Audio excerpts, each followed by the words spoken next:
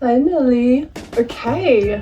Hello everybody. My name's Sophie. If you're new, welcome. If you're not new, welcome back. I have been MIA for a long time. A lot of back and forth doing different things. I got pregnant. I came back for a few videos and then I kind of just disappeared again. Honestly, at this point, don't know what's gonna happen. My partner started YouTube, so I'm like, ooh, I wanna get back into it again, see what happens. Anyway, yeah, last time you guys saw me, I was pregnant. I'm not anymore. I had Al, mine and my husband's baby girl, and the topic for this video is actually going to be my birth story. I'm excited to tell you because it's different to other people's, well, I wouldn't say different, but I would just say the process of everything for me, I feel like is different to other people's process, like how I recovered, how it happened. Yeah, I just thought it'd be a good idea to tell you guys. I mean, I gave birth, so why not? What better way to do it than a birth story? I don't have a plan for this. I just thought I would jump on here and tell you guys about it. And I am a first-time mom, so any moms out there, I hope that hopefully this can help you. I'm not perfect. I'm still figuring out parenting overall and just trying my best to be a good mom, a good wife to my husband and my baby girl. And of course, my dog Ray. Like, obviously, she was my first daughter, so I gotta count her in that. Without further ado, I want you guys to meet my baby girl. So I'm gonna go get her.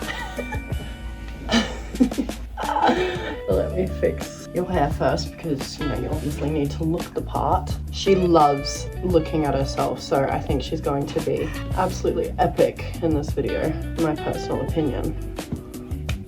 Okay, Ellie. All right, everybody, meet Nurella. I don't think I'll say her middle or last name. I mean, you can kind of gather her last name based on my last name, but I'm not gonna say her middle name, just, I don't know, for privacy purpose. But this is Nurella Mills. She goes by Nelly for short.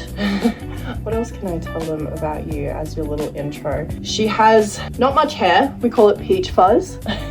She was born as a really tiny baby, which I'll get into. She's almost 6 months old. Almost half a year, which is ridiculous. Time, honestly, when you have kids, just goes by so quickly. Like, time's a different concept. Was that a good introduction? Did I introduce you well? I thought you would be smiling more, to be completely honest with you, because she can see herself in the camera, but you're not smiling. Why aren't you smiling? Hey?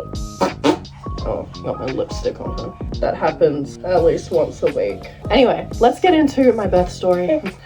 So, she was born on the 11th of the 11th, 2025. A lot of people say that that's an amazing birthday date, which in my opinion, I agree.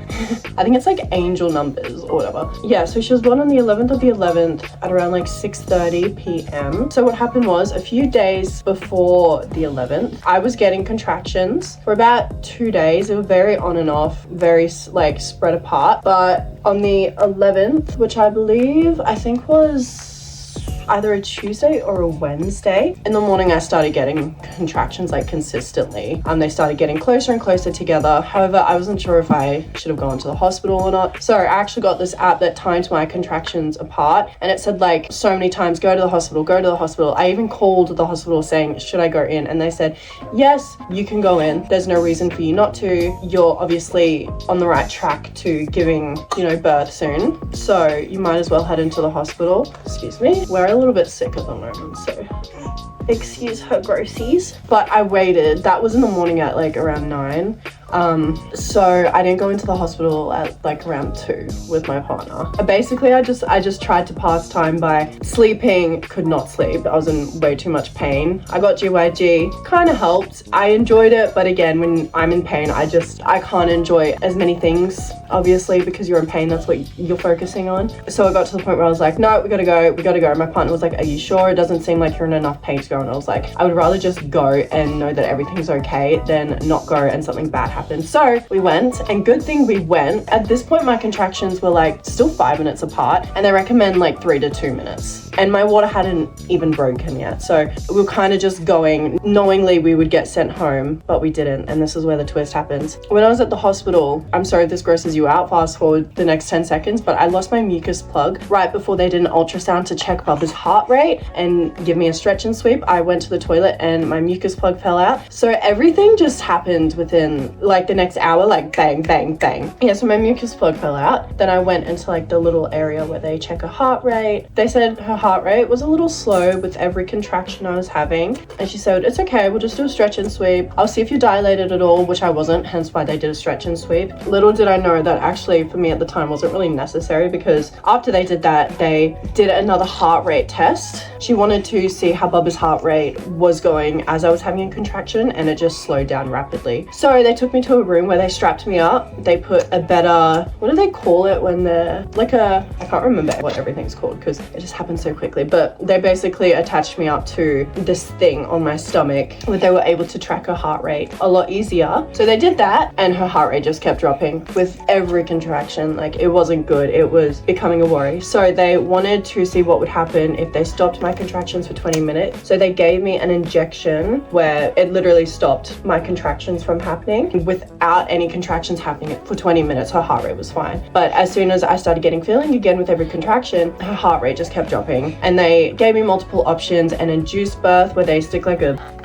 balloon in an area, which I'm not going to say, to, you know, obviously force labor to come quicker. There were some other ways that they explained, can't really remember, but I really wanted to do a natural birth. That was one of my main things. I had never been in like a major surgery before, like a C-section. I was so sure I wasn't going to have a C-section. I was like, no, I know my body. I trust it. I trust that this is what's going to happen. But the truth is, the way you plan things isn't always how it's going to happen. So if you are a first-time mum, my suggestion would just be to always go in with an open mind that anything can happen. Have a plan, but just open your mind up to that anything can happen.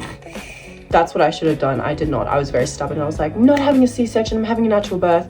That didn't happen because all these doctors started coming in and saying, no, you need to have an emergency cesarean. And I got told that an emergency cesarean probably won't be the case, but it was. Started bawling my eyes out, was so scared. I was probably sitting in the room with my husband for like half an hour just deciding what we wanted to do. And the nurse took my husband out and said, look, if she doesn't do the cesarean, there is a chance of a stillbirth happening. A cesarean is the best way to go for a chance of your daughter and your wife to come out safely. And he told me that, well, he didn't tell me that exactly. He just said, babe, like, I think like you need a cesarean. Like, it's the safest option at this point for both of you. So I decided on a cesarean. It wasn't that bad. My husband was there. He put his scrubs on, his little hat thingy that they put him in. He was making me laugh and he was there for me. So sweet. Damn, girl, you keep spitting. I was literally laughing throughout the whole thing, which is so weird. When they do a cesarean, they either give you the epidural or some form of drug that they would like inject you with so that you don't feel pain. They gave me, I can't remember what it was called, but they gave me this needle that went into my back that just numbed my bottom half for 2 hours. You're being such a good girl.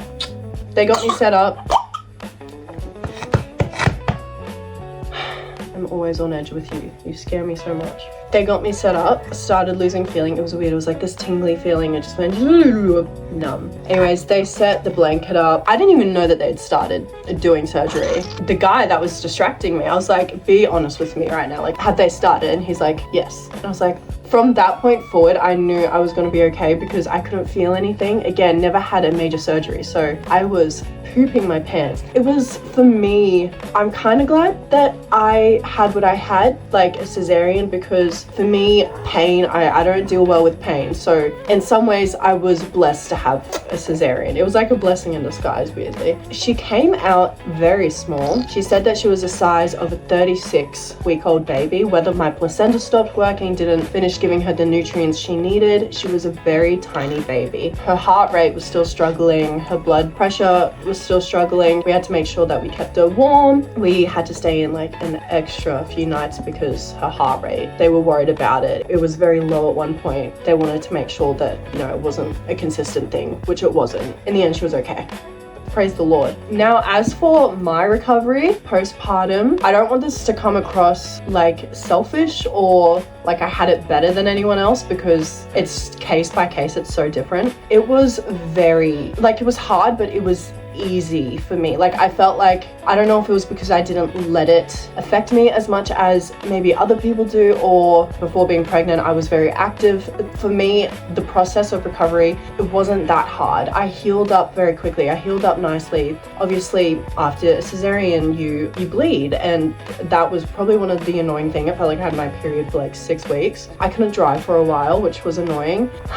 Although I did drive within 3 weeks, which was at my own risk. Just means you weren't covered with insurance. Not illegal, it's via your choice. Although I'm not condoning driving before the first 6 weeks. That's just what I did and I was fine. Also, my surgery went so well. A lot of people lose like 1 liter of blood. I only lost 500 grams. So from the beginning, everything went well, so that the recovery itself went pretty smooth. Again, that's just me, that's just the experience I had. It's case by case, not for everyone. I'm very blessed that the way that things turned out, how they did. Yeah, so I was in hospital for 2 nights because I had a C-section. That's just a rule, you need to stay in for that long. Another night because our heart rate just dropped and they wanted to keep an eye on it, which they did. They had it like hooked up to these cords. It was very terrifying as a new mom. I was filled with so much anxiety, and I didn't want anyone touching my baby because I had to do blood tests, like little heel pricks on her feet. So they were constantly pricking her, and it was a lot. I was actually in hospital on my birthday. It sucked because obviously I wanted to be home with my baby, but it's okay. So our birthdays are actually like 3 days apart.